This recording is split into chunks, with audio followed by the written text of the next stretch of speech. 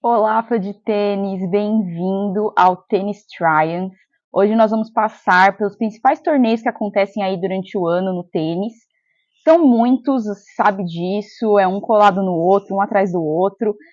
Vai ser um vídeo mais detalhado esse. Eu tenho um vídeo bem mais resumido no TikTok sobre esse mesmo assunto, então me segue lá e também se inscreve aqui no canal.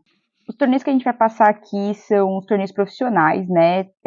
Os torneios ATP, que são o masculino, e os WTA, que são os femininos. A maioria deles tem os dois. Alguns é só ATP, alguns é só WTA, mas a grande maioria vai ser os dois aí, eu posso sinalizar. E o que a gente tem aí são 250 pontos, 500 pontos, Masters 1000 pontos e os Grandes Slams 2000 pontos. Os torneios de tênis são divididos durante o ano de acordo com a superfície em que é jogada. Então a gente começa o ano com quadra rápida, parte para o saibro, depois vai para a grama e termina o ano de novo com quadra rápida.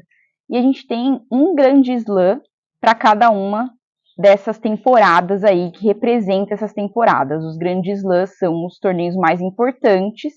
Então temos o Australian Open, começa o ano com ele, que é de quadra rápida.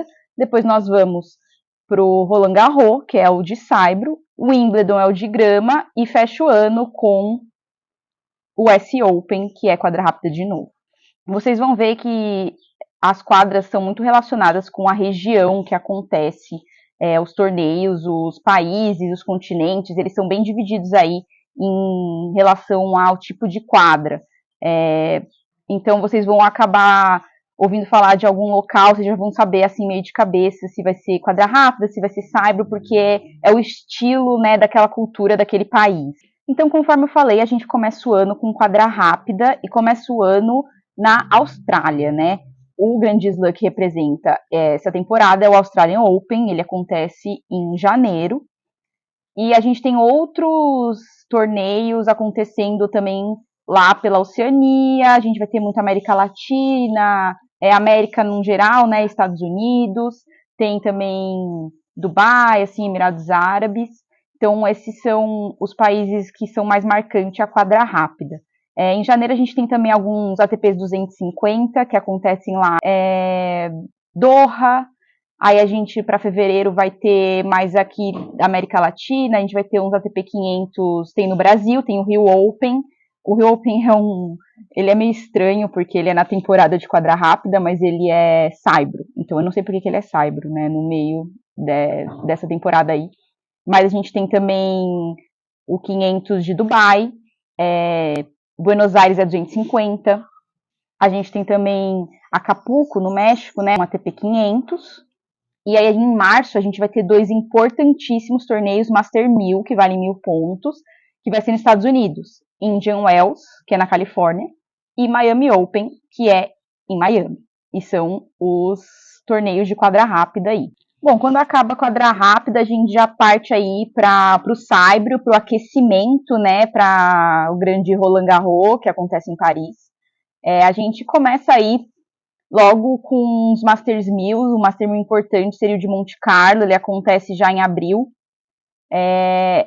Saibro é muito Europa, assim, se você pensar em Europa, não tem como você não pensar em saibro, a maioria dos torneios lá são saibro, Espanha, Portugal, Alemanha, França, tudo isso aí é muito saibro.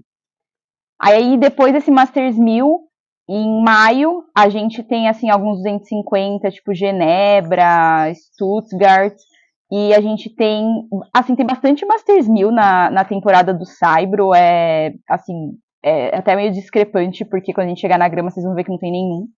Mas aí a gente tem Masters 1000 de Roma e Masters 1000 de Madrid. E aí a gente chega, né, no grande Roland Garros, que é em Paris, aberto da França, que é o auge aí da temporada do saibro. No final de maio e pega o comecinho de junho. Em junho começa a temporada da grama. A grama é o tênis clássico, né? É o tênis de onde tudo começou, é a tradição, é a elegância, né? Que a gente vê muito em Wimbledon, que é o grande slam dessa temporada. Grama, ela é bem predominante lá na Inglaterra, Suíça, são os países que mais continuaram aí com essa tradição. E, assim, na minha opinião, é um torneio um pouco esquecido, vamos dizer assim. Ele é meio rápido, é uma temporada meio rápida e não tem nenhum Masters 1000. Então, assim, você tem uns 250 e uns 500 aí para se preparar antes de jogar o Wimbledon. Eu acho que a grama merecia um Masters 1000, né? Mas os dois principais torneios vão ser Rally e Queens. Eles acontecem ao mesmo tempo. Ele é um 500, né? E uma parte dele, alguns tenistas vão para Halle, que é na Alemanha, e alguns tenistas vão para Londres, que é o clube de Queens, né? E acontece ao mesmo tempo, tem essa divisão aí. E a gente tem depois uns 250 assim na Suíça, e a gente parte para Wimbledon, que é o Grand Slam da temporada aí de grama em Londres. Aí a gente entra na última temporada, que é o repeteco aí da quadra rápida. Só que aí vai ser basicamente Estados Unidos. É muito, muito torneio nos Estados Unidos mesmo. No final de julho, ainda em julho, a gente tem o ATP 250 de Atlanta. E em agosto, a gente tem dois Masters 1000 muito importantes. Seria o Master 1000 do Canadá. Ele acontece tanto em Montreal quanto em Toronto ao mesmo tempo, porque os meninos jogam em Montreal e as meninas jogam em Toronto. Eu não gosto muito quando separa assim o masculino e feminino em cidades, mas é dessa maneira. E a gente tem o Masters 1000 de Cincinnati, e também em agosto tem um 500 de Washington. Isso tudo é o preparatório para a gente chegar finalmente no US Open, que acontece em Nova York, aí no fim de agosto. Em outubro a gente vai ter bastante coisa aí na Ásia. Segue a quadra rápida, né? A gente vai ter 500 na China, 500 no Japão, tem um Masters 1000 bastante importante, que é o de Xangai. E aí em novembro a gente tem um Masters 1000 em Paris. É em Paris, que é o centro, né, do Grand Slam de Saibro, Roland Garros, mas esse Masters 1000 ele é quadra rápida porque tá nessa temporada aí, por isso que a gente meio que volta para Paris, né? Em novembro tem um torneio que é o ATP Finals e o WTA Finals. Os 8 primeiros do ranking, os top 8, né, os top 8 masculinos e os top 8 femininos jogam nesse ATP Finals. E aí ele é meio diferente a dinâmica, né, tem uma questão ali de chaves, todo mundo joga com todo mundo para ver a contagem de ponto e ver quem vai levar. A gente meio que finaliza o ano aí com o ATP Finals, né, ele é um evento assim super glamuroso, sempre é num lugar diferente, escolhem aí onde vai sediar, e assim, os tenistas vão super arrumados, tem festa, tem imprensa, tem entrevista, tem foto, é para realmente comemorar aí quem fechou o ano dentro desses top 8. Vou passar aqui rapidamente por uns torneios que são de equipe, né? O tênis, ele é um esporte individual, você joga ali por você mesmo, né? Pelo ranking, pelos pontos que você vai adquirir no ranking. Mas temos alguns torneios que se joga em time e seria o time do seu país, né? Então, acho que o mais famoso masculino seria aí a Davis Cup. É um sorteio, né, para ver qual país que vai sediar. E o feminino respectivo aí seria a Billie Jean Cup, em homenagem à grande Billie Jean King. E também é um sorteio para ver onde vai ser, times do país, vários tenistas jogam, tem que somar os pontos, né? A gente tem um formato meio diferente aí, a Lever Cup. A Lever Cup, ela é Europa versus o mundo. Então, assim, forma um time de europeus e forma um time de tenistas fora da Europa, vamos dizer assim, é o resto do mundo, né? E é masculino, é sempre quadra rápida. E também aí tem um sorteio para ver onde vai ser.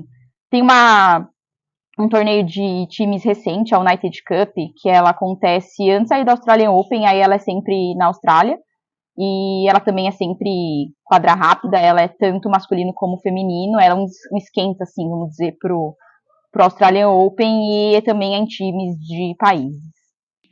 Pessoal, são muitos torneios, eu não passei um por um, porque a lista é extensa, vocês podem pesquisar aí a lista de um por um, é muito torneio mesmo. A gente nem falou dos challengers, né, que já é considerado os torneios profissionais, valem menos pontos, mas também muitos tenistas jogam no início da carreira.